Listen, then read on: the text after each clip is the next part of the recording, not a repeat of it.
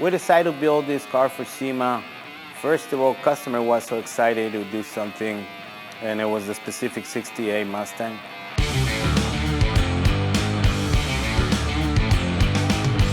I am the third generation in this industry, and back in my 20s, I didn't want to work in a shop.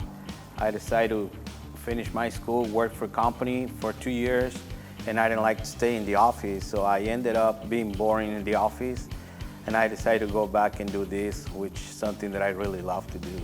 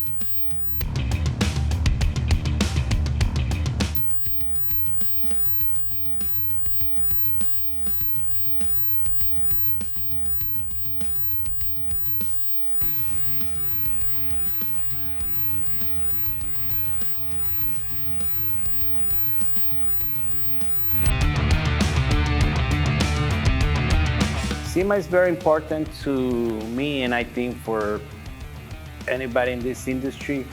Everything that they bring every show, it really keeps inspiring us to keep building better and better.